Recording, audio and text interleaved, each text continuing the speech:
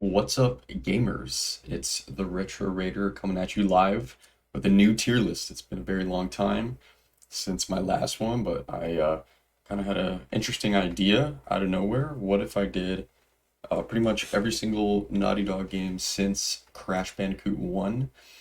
And as you can see, kind of the order of the games here is a little messed up, so I'll try to go by order of release here, but yeah, but I believe I played every single one of these. I guess I kind of just wanted to go back to the tier list style. I really missed, honestly, the tier list. If you hear my chair squeaking in the background, I deeply apologize. But yeah, just to get started with Crash Bandicoot 1, I'm gonna have to put this probably in the B rank. And well, I don't know if that's a super controversial thing. Um, I personally just think that well, I actually, okay, hold up. So I started with Crash Bandicoot with the remastered trilogy by um, Vicarious Visions in 2017. That was the first time I played a Crash game, well, other than Wrath of Cortex. But first time I played a Naughty Dog Crash game, and I mean, it was okay. It wasn't the best. I mean, honestly, I think the art style of the remastered trilogy is pretty lackluster, to be honest with you. But um, I mean, it was an okay way to play the game, or like the trilogy rather, but I wasn't until I actually got down and tried the original that I'm like, wait, this kind of feels better to play. There was something a little off about like either the jumping or the speed of the remastered trilogy that didn't seem to be much of a problem in the original. It seemed like almost like the remastered was more difficult because it just felt more clunky in a way. Maybe I'm insane in saying that, but honestly, playing the original on an emulator kind of got me realizing, well, this feels much better to play, and the art style is obviously much better. The only problem is that I just think it's so early. I mean, it's pretty insane what they managed to accomplish with the hardware on the PlayStation 1, because clearly, like this game was the mascot. It was kind of the standard of the of like graphical quality and gameplay. Like this was the face of the PlayStation. It's pretty amazing what they were able to accomplish so early on in the system's life cycle. But at the same time, it's got two sequels that easily overtake it. And although it's like a fun game to replay, it still kind of holds up. I just think that if you can only play one Crash game, I think that the first one is definitely not going to be the pick. Um, Now we go on to Crash 2. I honestly think this is an easy A. Again, just the remastered trilogy had some like weird polar bear vehicle controls. I don't know if you call that a vehicle, but it just had some weird. Let me turn up my microphone actually. It had some weird vehicle controls here and there that the original didn't have. And also, I remember the later levels. There were a couple levels that had some problems with hitboxes, and it just the polish of the remastered trilogy. Really didn't obviously didn't match the original game. Well, playing Crash 2 on an emulator, I've realized, yeah, this is a very smooth. This game feels amazing. The levels just flow so well. The level design is much better. The graphics are even better. Um, I mean, this isn't, a game that you're gonna pop in and be completely immersed in the world but you put it in, you're gonna have a great time. This game is pretty darn good. It's I don't know, there's not much bad I can say about it. I just don't think it's quite S tier of an experience, but yeah, it's a great game. Now moving on to Crash 3, I think I'm gonna put it just below Crash 2. I think that the platforming levels are even better than Crash 2's. I think they're like the best in the entire Crash franchise. I mean, even probably even better than Crash 4, even though that game had some really good level design. Um, the only problem is that I think there's a little bit of a overuse on the gimmicky levels, like the submarine levels and the motorcycle levels. They're not bad. Um, I just, when I'm replaying the Crash games, I'm definitely not, most looking forward to the vehicle section with the UFO secret, if you hit the signpost and all that stuff. I mean, again, it wasn't bad, and it's still in that, awesome art style and like the same humor as everything else. It's just, if only that there were more platforming levels and less vehicle levels, I would say that it would easily be the best game in the franchise. But as it stands, Crash 2 just has more consistent quality to it, honestly, that I think puts it a little bit above Crash 3. Now, moving on to Crash Team Racing.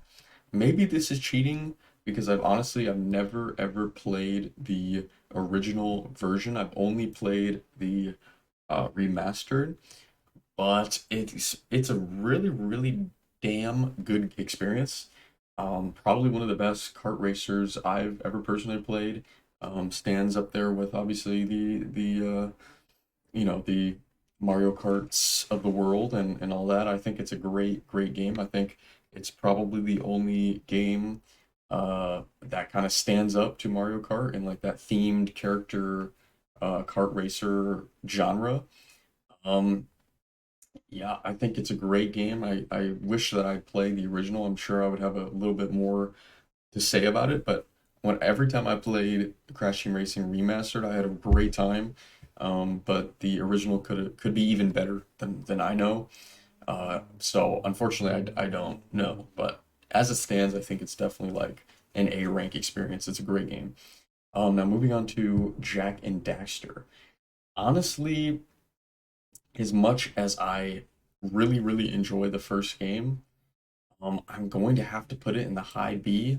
And the reason for that is like the first level, okay, that like forest, no, not forest, but the tropical level where you're talking to other people and you're doing the missions around the town is amazing. It's like, some of the best platformer, just, like some of the best PlayStation 2 platformer type level design, just absolutely fantastic. I really enjoy that first area.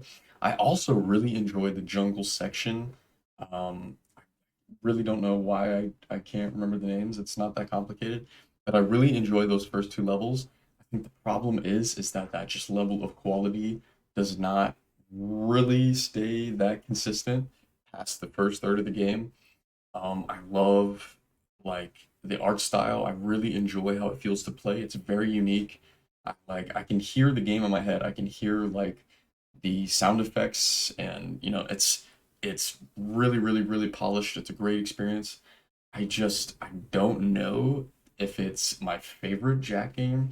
I just don't know. I mean, it's still a good game. I wish that I had more to say about it because it's so unique, but you could when you once you're playing it, you kind of know what you're getting into. It's a lot of fun. I just don't think it's the best game I've ever personally played, but honestly, yeah, it's a good time. I would recommend it. Damn, I sound so stupid right now, but yeah, I would recommend it. Moving on to Jack 2. So I have a lot more to say about Jack 2. And I think easily, like this might be completely insane. If you asked me what my opinion of Jack 2 was in 2022, I would probably put it here. And if I was very nice, I would put it here. I'm not even gonna lie to you, on a most recent replay, I might honestly put it all the way up here, which might be crazy because this game is pretty divisive. Um, but I really like Haven City. I love the atmosphere. I love the emo stuff. I mean, I'm not going to take it seriously as like, like you would take Last of Us or something, but it is so much fun. The characters aren't super deep, but they're very entertaining in the cutscenes are great. I love the cutscenes. But what I had a problem with 2 years ago was just the gameplay.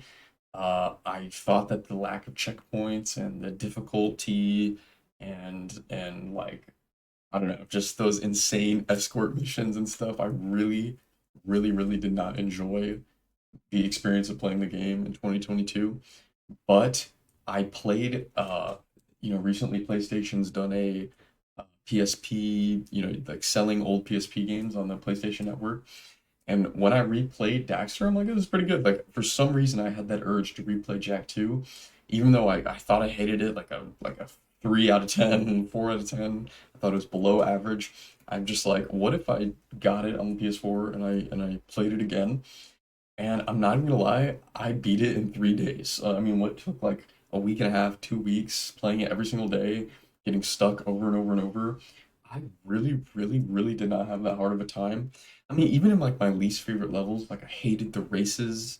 the tier bronze, like the bronze tier races, bronze, silver, gold tier, I'm pretty sure, or like, no, no, no, excuse me. It was third class, second class, first class races. I enjoyed the hell out of the races. I don't know why. I don't think I've ever enjoyed like a hoverboard race, whether it was Ratchet and Clank or any game, like a hoverboard vehicle mini game. I like never enjoyed that, but I loved how unforgiving, how intense the races were, and honestly, the entire experience of the game. I loved it. For some reason, I really enjoyed driving around the city, bumping into cars, escaping the police. It was kind of annoying how often the police were triggered. Like if you just hit one guy in the ground or one vehicle, it was like suspect leaving sector 5 type nonsense. It was just over and over and over. I didn't enjoy that particularly. I also think that the open world is kind of barren. I think that it needed some side missions or maybe like a skin store or like a barber shop or something, like anything just to spruce up this open world. I recently was been replaying the Assassin's Creed games, or actually playing them for the first time rather. And those open worlds were kind of empty, but what did spice it up were just all the shops that were everywhere, and like at least in the Ezio games, they weren't like the most insane, well, perfectly structured, perfectly inhabited open worlds, but just having those shops and yes, ma'am, having those um, shops and um, just like those sections. Excuse me. All right, let me restart. But having those areas in that open world really kind of expanded what was pretty thin on paper. And I honestly think that if Jak 2 had some stores or had some things in the open world, that it would be an even better experience. I also think that Dark Jak wasn't the best implemented. Honestly, I think that it needed a little bit of a buff. Maybe it would give you a little bit of health back when you activated it, or maybe you could activate it more often or something. I just think that it took too long to get to. And then once you got to there, like it wasn't very useful, or became less useful as the game went on. I think that a couple of tweaks would have made that system a lot better. And I don't know, I think that just a couple of tweaks, like the hoverboard. Maybe if the hoverboard didn't hurt you if you even touched an enemy, or just like some things that would make those optional systems more fun to play around with. I think would make Jak 2 a masterpiece because I really enjoyed the story. I love the city. I think the worst mission in the game is either killing 30 invisible enemies in the forest area or well, definitely the sewer level with the three people. I also didn't enjoy Sid in the underground where you have to run away from that beast and then punch the boxes and go back. It was a little bit nonsense. Definitely needed some checkpoints. But other than that, I don't know. I loved the missions the second time around. I think I was having a little bit of a skill issue the first time I played it.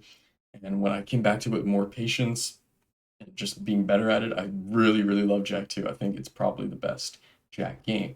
And that honestly brings me to Jak 3. Jak 3, don't get me wrong, has that awesome like open desert area, like the Mad Max vehicle stuff. Don't get me wrong, it's awesome. I really love that stuff. I loved Haven City completely destroyed and like with the war constantly going on in the city. Of course, I enjoyed the humor, the characters. I enjoyed like going into the desert to find temples to, like all of that is really, really, really good. But the problem is that the game became so much easier. It wasn't like a little bit of a dial back. It was like straight up this game will not be an issue at all to play like ever. I think that the lack of any challenge definitely made Jak 3 a little bit less memorable, or at least on a mission to mission basis. I think that the game itself is, the storyline is almost as interesting, maybe a couple plot holes here and there, almost as interesting, but just the complete lack of any challenge at all. And as well as, I think the game is a little bit too short. It's just, I don't know. It's just, I think it could have been a couple hours longer to really like kind of cement itself into my mind better. And also just I just kind of wanted to spend more time there than like I actually needed to. I think I beat the game in like 6 hours when Jack 2, even on replay, took me like 11 hours, 11 and a half hours. I think that maybe if it was 8 or 9 hours, it just could have been like a little bit more substantial. But as it stood, I think it was just a little bit too short and not challenging. But other than that, it's just as fun. I love all the new abilities that Jack gets.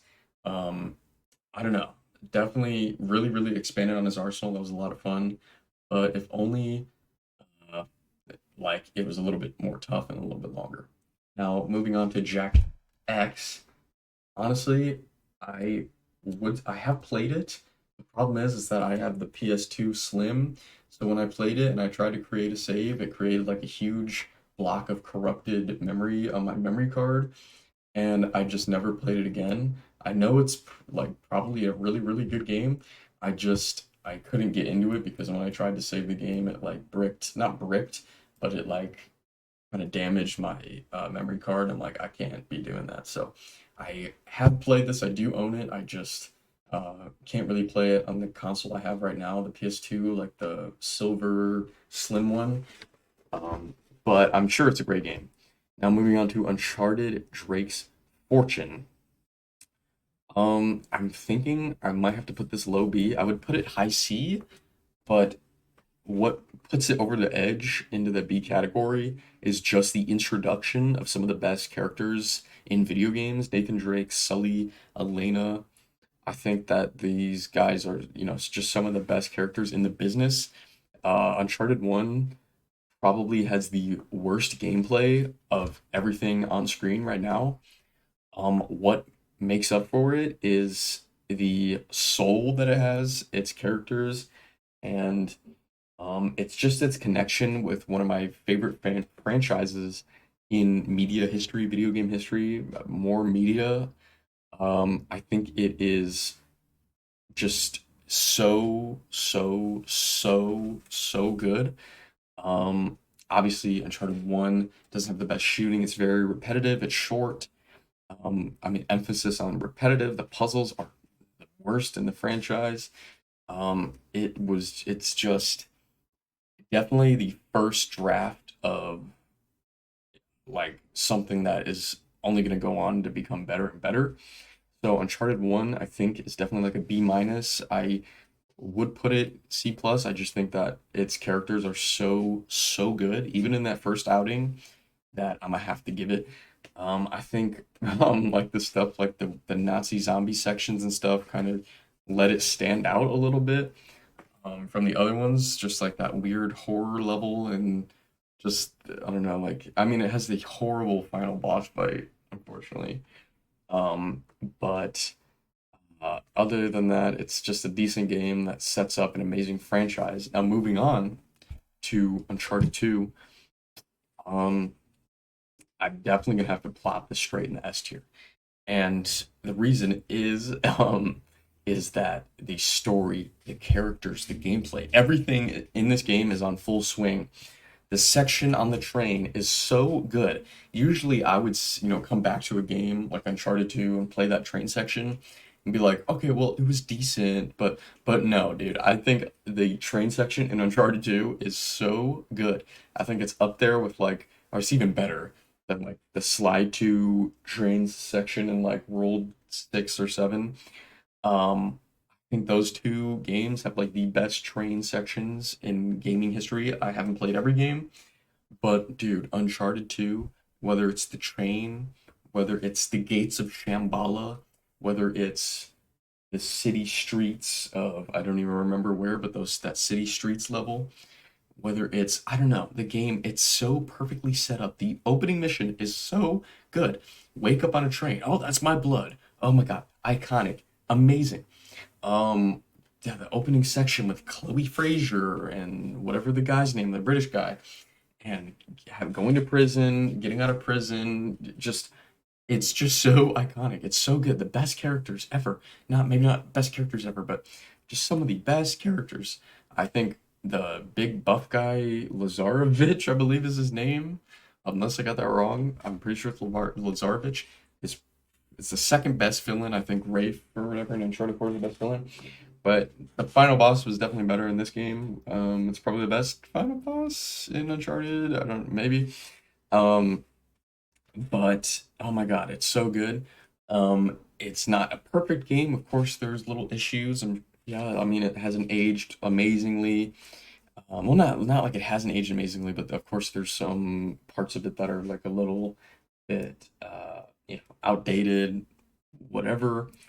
But as it stands, Uncharted 2 is a masterpiece in my opinion, and I love it. I have good memories as a kid playing it, eating like a really like for some reason I have this memory where I got home from school, I had a crushed grape soda and a um red vine that was like old, so it was like really hard. And I mean, I'm not like addicted to candy, but as a kid, I had this tradition playing Uncharted 2 where I'd get home from school, I would do that and I would play the game. And it's just so good. I love the game. I love the memories I have with the game. It's amazing. Now moving on to Uncharted 3. Uncharted 3, um, I'm not- this is tough because I just played Jak 2. I'm probably gonna have to put Uncharted 3 right here. Maybe just for like the characters still and the crazy set pieces because of course Uncharted 3's storyline is the most patched together of the franchise. I mean I like the Nathan flashback with Sully. I love the Lawrence of Arabia stuff and the plane and the cruise line and just these insane set pieces all across the game are just amazing, and I've loved them for almost my entire life. I mean, this game came out 2010, 2011. So the majority of my life, I have known Uncharted 3, and I replay those sections over and over and over. I also love the burning down manor, and I love that airplane section is so good with the characters and again, the story is so patched together. It's very, okay, now we're gonna do this thing, now we're gonna do this thing. It isn't the most cohesive, it's not the best, but when you're playing the game, when you're really in it, it's so much fun. I love Uncharted 3. I think a lot of people have said that it's a little bit disappointing compared to Uncharted 2. But I don't really gaff. I think it's so good. Another thing about the Uncharted games that I really, really appreciate is the music. So iconic. That theme song, just I don't know, the horns and the drums, and it's so good. I love the Uncharted trilogy. I also love Uncharted 4. We're about to see that too. But anyways, absolute banger trilogy. Moving on to The Last of Us. Um, Okay, this is when I'm gonna get the most uh, hate for the four viewers. Last of Us. So, uh, so sorry, my bad. Last of Us. I'm gonna have to think about this. The opening of The Last of Us is potentially top five best openings of any video game I've ever played. I mean, up there with Uncharted 2, I think.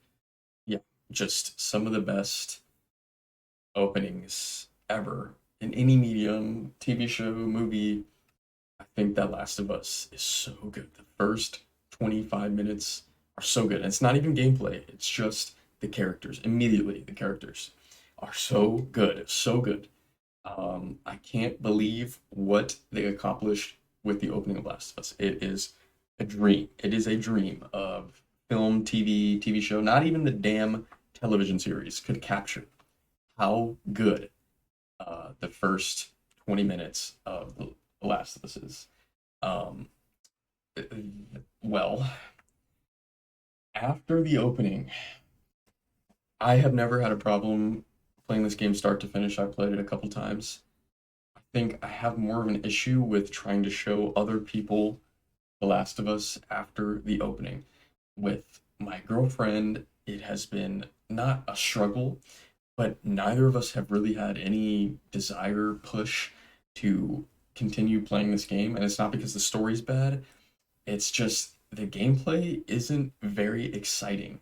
The remastered, obviously, remastered on the PS4 has better gameplay, better controls because the 60 frames per second, 1080p with the PS4 controller is better than the PS3 controller. And that being said, I can't really get behind The Last of Us's very poor AI. I can't really get behind its like repetitive finisher takedowns. It's, just very slow pace. Really, I mean, I get the point that Joel's supposed to be, you know, like aging and he's not the man he used to be, but I think the sway on the aim, at least at the start of the game, is very annoying. I don't know. I mean, I get the crafting system. I appreciate the crafting system. Really enjoy picking up materials to craft stuff. I just don't really care that much. It's just like, okay, don't get me wrong, you strip out the gameplay, this is one of the best stories in any medium. It's just beautiful. Beautiful acting, perfect scenes, perfect pacing. I think this is a 10 out of 10 storytelling experience. This is a perfect storytelling experience, better than all the Uncharted, better than whatever. This game is amazing. It's so iconic. The characters are so good. I don't even know what to say. Every section, the summer section with Tess and Bill and what are their names? It's the two brothers that you meet in Washington or whatever. I don't know why I can't think of their names. I have no idea, but literally amazing. Perfection. Perfection. The scene where Joel and the older brother are in the one room and the younger brother who's gotten bitten is talking to Ellie about their fears and their insecurities and their beliefs, and then he turns and just perfection. Even the test scene, the pacing, it's so good. It's so good. Then we got the fall section with Joel's brother and Joel's wife and the plant in Seattle and Ellie becoming, angry at Joel because Joel wants to get rid of her because he's becoming too attached. And then the scene where, you are mighty nice. Perfection. Perfection. The university section. Going to the winter with, what's his name? Joe? I have no idea why. Frank. With Frank in the winter section. Just perfection. It's so freaky.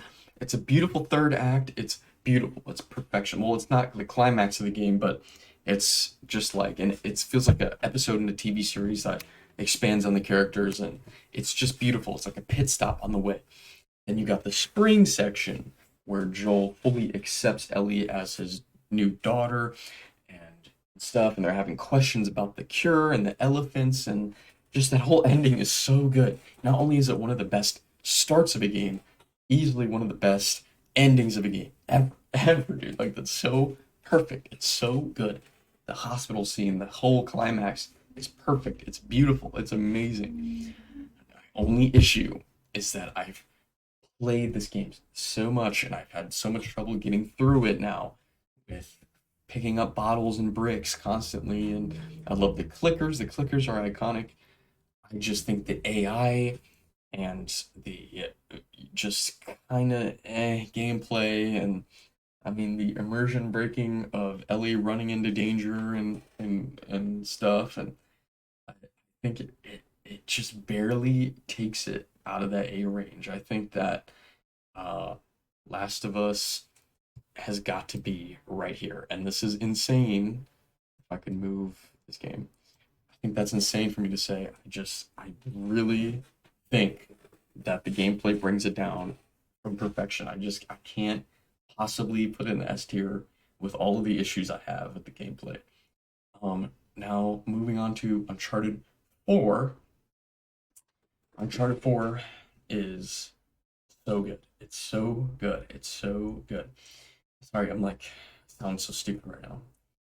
But I really enjoy Uncharted 4. I think that once you get past some of the opening levels when Nathan Drake is a kid, I think we're working with Uncharted at its most real, at its most grounded, at its most visceral.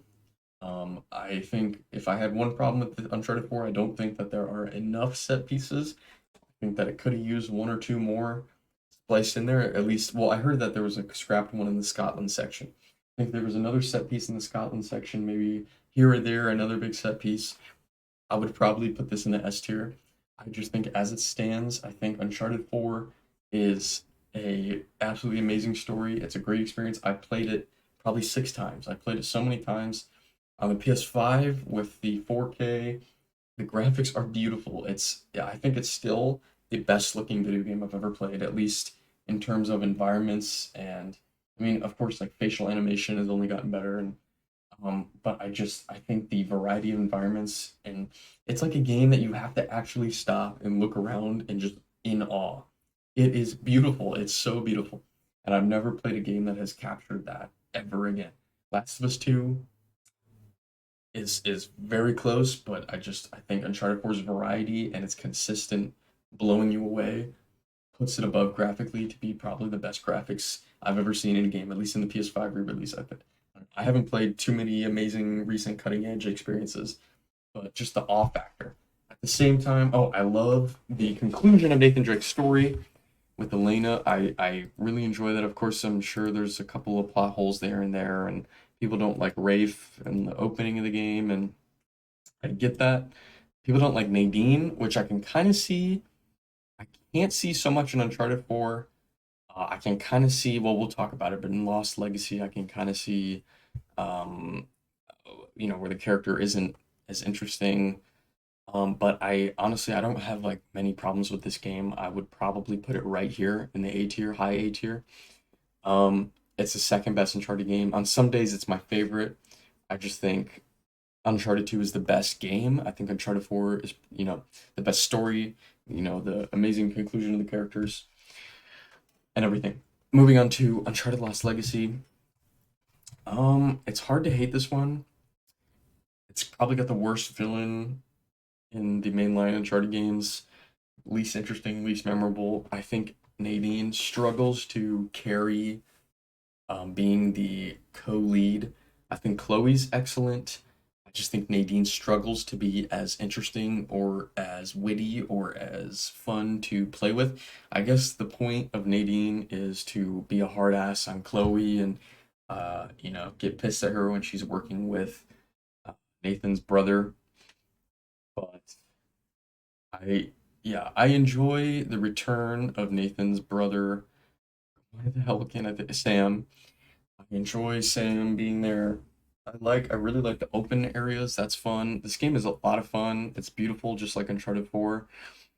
Um, I, I, I mean, it's just fun. Like the gameplay scenarios, the level designs are awesome. Obviously, it's not supposed to be as long as Uncharted 4. It's like about the length, 6, 7 hours maybe.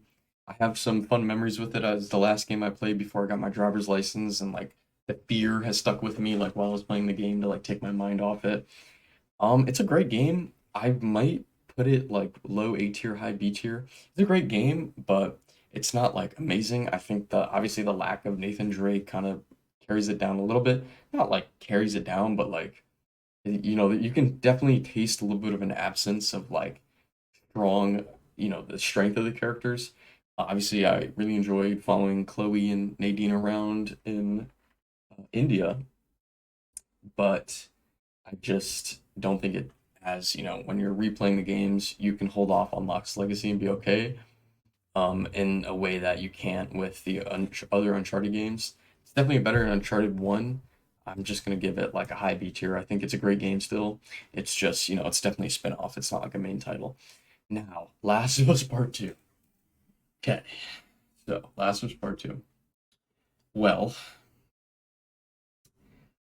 um, well, this is going to be a little bit insane, but I think it's the exact opposite issue of the first Last of Us. Gameplay is amazing.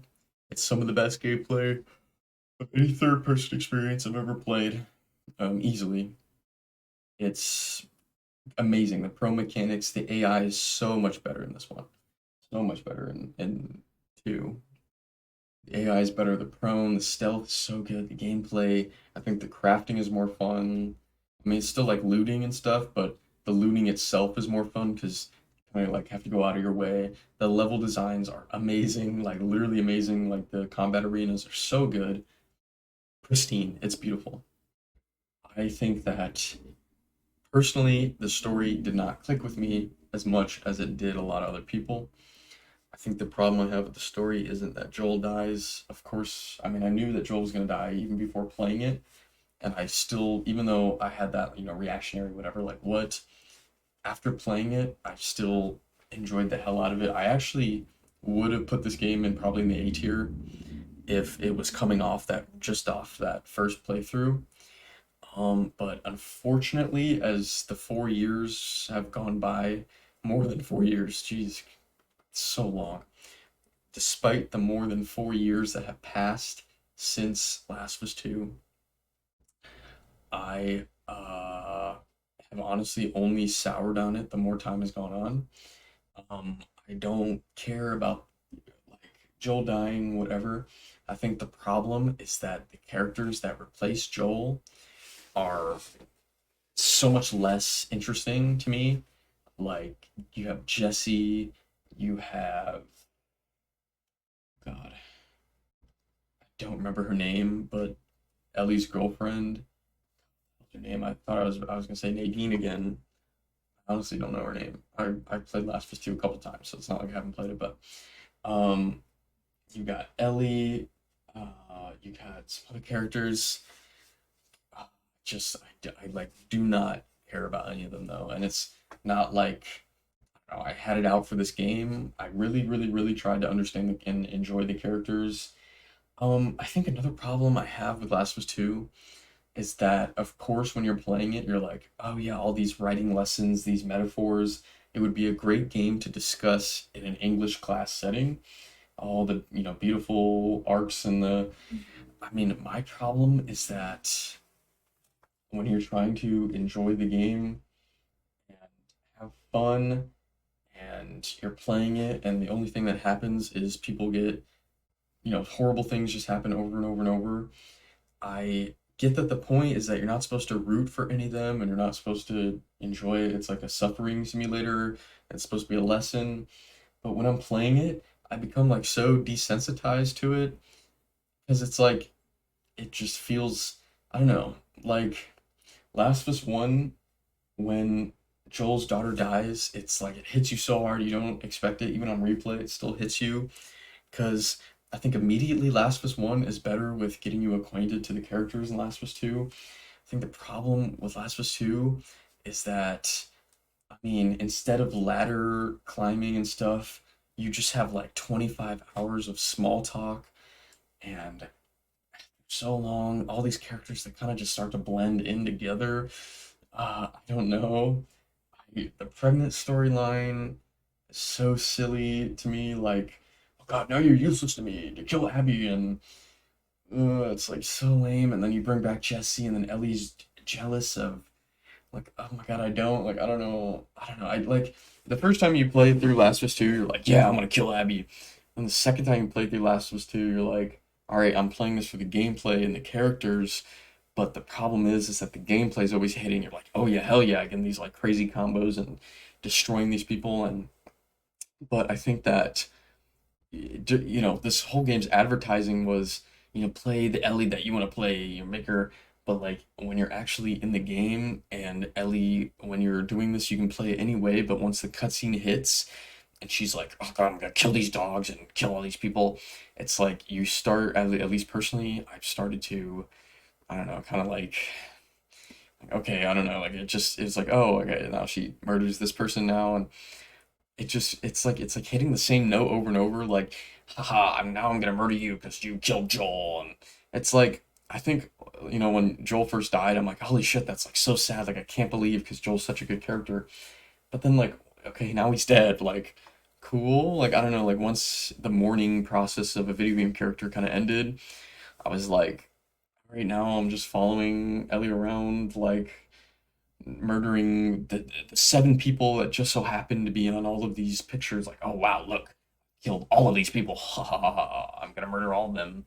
It's so silly. It's like a well, I don't know. I just think it's kind of silly. I really don't know. It's hard for me to get immersed into that and like really get even the first time I played it after Joel died, I was like kind of in like a bad mood, and they put you in that open world section. The open world section is awesome, like scavenging and you know, but then you put it right after Joel's death, and I felt like I just wanted to like get into the combat or do something satisfying, and it like drip fed the combat so slowly back into the game. And oh my God, all of these plot conveniences. It's crazy for me to drop that because I was just playing Uncharted or Jack, where the whole game is just, all right, now do this because the plot says so, right? But my problem is Last of Us 2 takes itself so seriously that when I'm really trying to get into the story and treat it as like an HBO tier series, or it feels less like it's character motivated, and more like, okay, we're trying to get to this theme, this metaphor. At least personally, that's just my personal opinion. And I mean, we haven't even talked about Abby. Abby, I don't care that she killed Joel, whatever. I mean, it's a video game. Like, who cares, bro? It's not a real person. But I think Abby and her group of friends are so boring. I liked the one guy who was like cheating on Mel. I mean, I didn't like him, but like his story was more interesting with like him falling out of line with the WLF and not wanting to kill the Scars or the Seraphites or whatever. Like, I could appreciate his storyline more than the other characters personally. Like, I don't know. I just like Mel, that stupid ass level where she's in frontline combat is so dumb, so stupid. Like, what? Like, I mean, I didn't really think about it the first time I played it. I was just kind of like, okay, now we're back to like a really slow level and doing more small talk to get to know more characters. But like, I don't know, I just did not care. I mean, Manny, I mean, this is so evil, but like the most fun that I had with Abby's section, other than like, I mean, of course, I enjoyed like the Scars set piece, and I enjoyed like the skyline level with. And I also enjoyed the giant rat king in the basement where like the outbreak first began. That was pretty sick. I like that was all pretty sick. I mean, I just the most like fun and exhilaration I had was the part where I knew that Tommy was the sniper and he was destroying, he like absolutely eviscerated Manny. I thought that was so funny. I don't know why. It was just like it was so sudden, and I couldn't help but laugh even on replay. It was like, oh my God, this is so silly. Like Abby, oh, he killed my dad, so she spent like a 7 year anime arc, like getting all buff. Like, God, don't even have time for relationships. I'm so pissed. I want to kill this guy, which isn't like the most outlandish thing, but it just felt so silly. Like, it was so silly. Like, I got a team of people in Leeds from across the country that Joel's hiding out here, and I'm gonna go and we're just gonna kill him and we're gonna come back, and like all these groups of people that are like spitting on him is so funny. I don't know, like it's so funny. Like Pendale spits on him, and he's like, "If you're gonna shoot me," like it's like the first time I played that scene, or like got to that cutscene, like I felt that stress, that like dread, like oh my God, Joel's about to die. But the second time I played it, I wasn't even mad. I was just like, this is so goofy. Like Abby gets pissed at his name's Owen. She gets pissed at Owen, so she runs around outside and was like, God, I have to take myself for a walk. And then she runs into him and then leads him back just to murder him. It's so silly. Like I get it's like grounded. It's blah blah blah.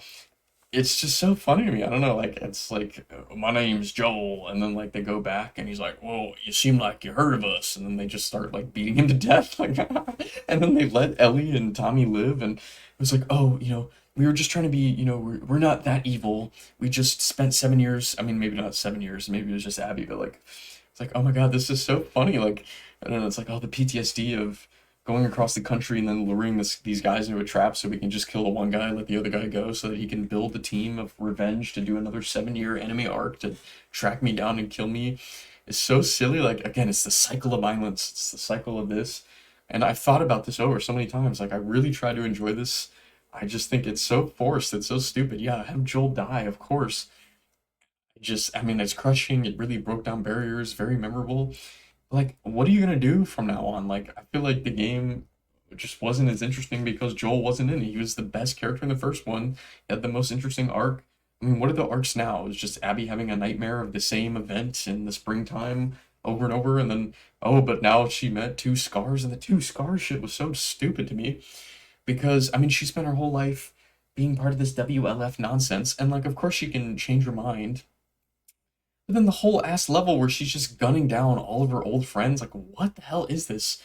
You know, like she tracks down Ellie with Lev to go kill Ellie's friends, whatever. But like, what the hell? You just killed all of your goddamn friends. I mean, maybe she wasn't that close, but like, what? Like, you spent all this time building this family, and like in like this course of 2 days, you met two people, and they're like, I mean, potentially the two least identifiable characters. Like, I mean, Yara and Lev. I mean, like, okay, I really think it's pretty sick that they had trans representation in the game. I think that's sick. I think that's awesome. But like, are these two characters really that interesting? I mean, like Abby, like putting all of her friends on the line for these two people. I guess it's like her guilt manifesting. It's just so silly. Like, really, like all of these things, like all these people could have died at any time, and I guess it's like live like you've never lived. But going to this hospital section literally doomed all of Abby's friends. All of the shit, the stupid ass shit. In my opinion, like to go to the hospital, get this medicine, and then go across the country, blah blah blah, do all the shit. And then like obviously, of course, Yara dies in like a middle of a field with like that really boring. His name was Isaac. I think he was like the WLF leader. He had like 5 seconds. He was a great actor. He had like two great scenes. He had like no screen time at all. Like he's just like this random villain that I mean he's not like quite a villain. Just like kills Yara and then they run.